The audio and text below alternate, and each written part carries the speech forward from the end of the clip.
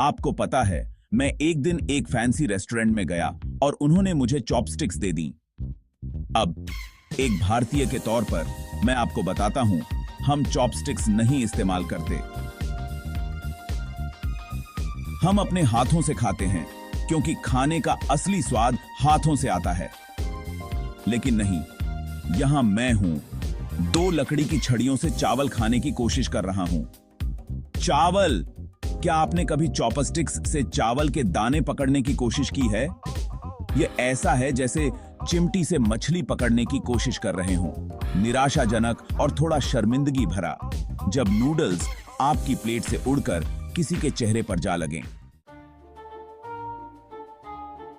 और मजा तो तब आता है जब मेरा एक चीनी दोस्त जो पहली बार भारत आया है, अपने थाली को देख रहा होता है। यहां कोई चॉपस्टिक्स नहीं भाई, सिर्फ अपने हाथों का इस्तेमाल करो। अब उसके सामने चावल, दाल और रोटी है और उसकी आंखों में डर साफ नजर आ रहा है। वह सोच रहा है, मैं यह सब सिर्फ उंगलियों से कैसे खाऊं?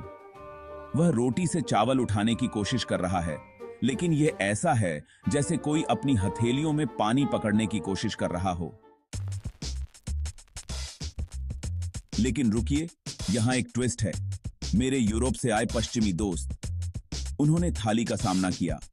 अब संघर्ष असली था, लेकिन किसी तरह उन्होंने खाना उठा लिया। पर असली समस्या तब आई जब उन्होंने खाना खत्म किया। देखिए, वे गंध के प्रति बहुत संवेदनशील हैं। वे यह सहन नहीं कर सकते कि उनके हाथों में करी, दाल और चावल की गंध रह जाए। हर बार जब वे अपने हाथों को चेहरे के पास लाते तो कहते, ये गंध हर जगह क्यों आ रही है? वे इससे निपट नहीं पाए। तो अब हम यहां हैं, एक दूसरे की दुनिया में पूरी तरह अनजान।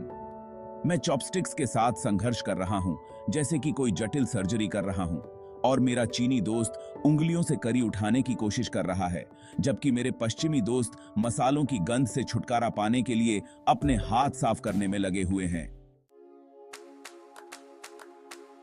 लेकिन असली बात यह है, क्या यह सब वाकई मायने रखता है? हम चॉपस्टिक्स, कांटे या हाथों को लेकर इतना क्यों सोचते हैं?